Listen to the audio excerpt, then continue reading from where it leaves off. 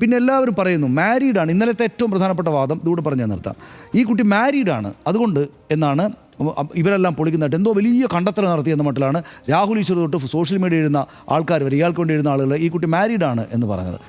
മാരീഡായാൽ ആ പെൺകുട്ടിയോട് ഇങ്ങനെയൊക്കെ ചെയ്യാൻ ആർക്കെങ്കിലും അവകാശമുണ്ടോ? മാരീഡായാൽ തള്ളാമോ?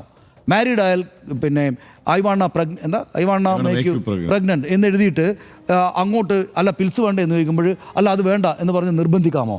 നിർബന്ധിച്ച് പ്രഗ്നൻസി ഉണ്ടാക്കിയതിന് ശേഷം പ്രഗ്നൻസി അബോർട്ട് ചെയ്യാൻ ആവശ്യപ്പെടാമോ? ഇതിനെല്ലാം തെളിവുകൾ വരികയല്ലേ. അപ്പോൾ ഈ ആൾ മാരീഡാണ്. അപ്പോൾ അവിടെ നമ്മൾ മനസ്സിലാക്കുന്നത് എന്താണ്?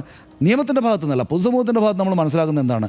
ഈ കുട്ടി വൾണറബിളായിട്ടുള്ള സ്റ്റേറ്റിലാണ് എന്ന് ഇയാൾക്കറിയാം. അതെല്ലാ ഇത്തരം കേസുകളിലെ പ്രഡേറ്റർമാരും ചെയ്യുന്ന കാര്യമല്ലേ.